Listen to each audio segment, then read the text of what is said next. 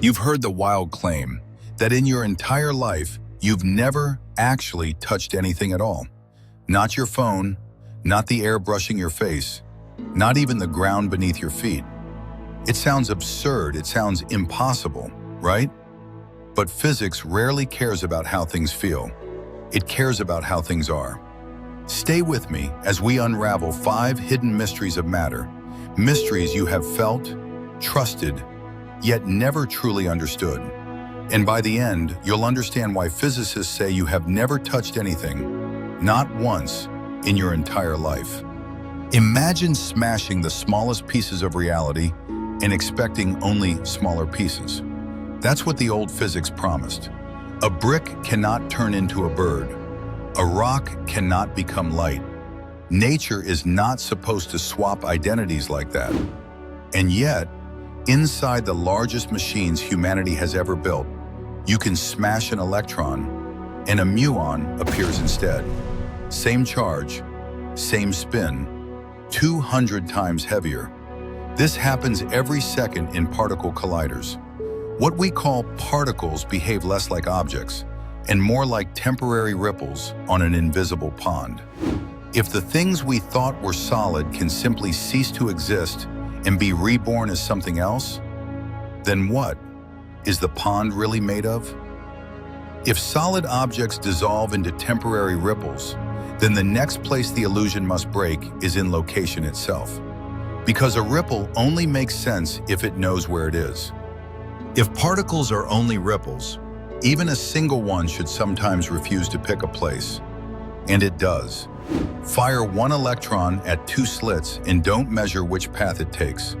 And it arrives as if it traveled through both, interfering with itself, painting bright and dark bands no tiny bullet could ever create. Turn on a detector and the spell breaks. It chooses. Turn it off and the electron spreads again, as though it was never confined to being one thing in one place. A bead must choose a path. A wave never chooses. The electron is not a bead.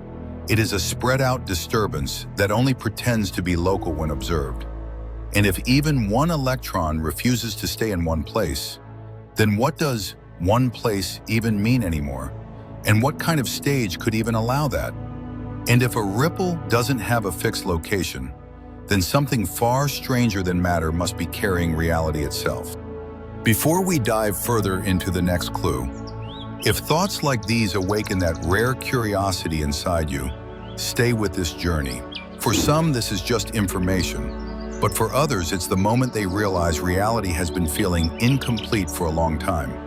If particles lose their certainty and position loses its meaning, then what remains must be something deeper than both. Strip away every particle, every atom, every photon, create the most perfect vacuum humans have ever achieved. You would expect silence, emptiness, nothing. Instead, something is still there, seething, quantum fields that never sleep. They jitter, they briefly borrow energy from empty space, then pay it back so fast the universe doesn't notice.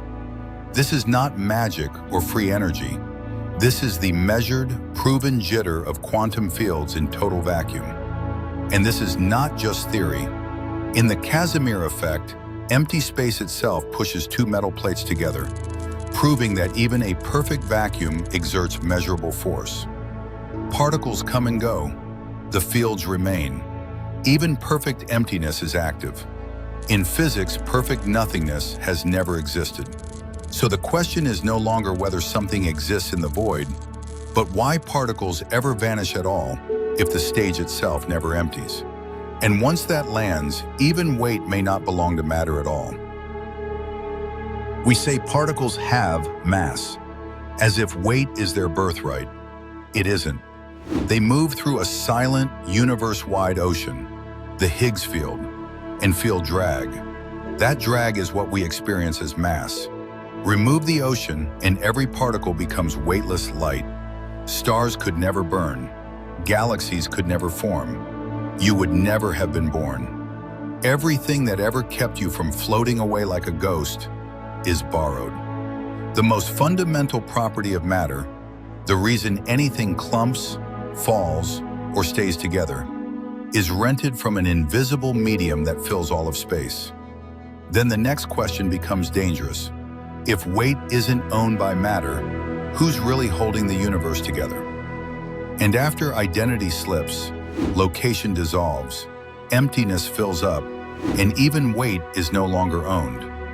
Only one illusion is left standing, the one you trust the most. Press your hand against this table.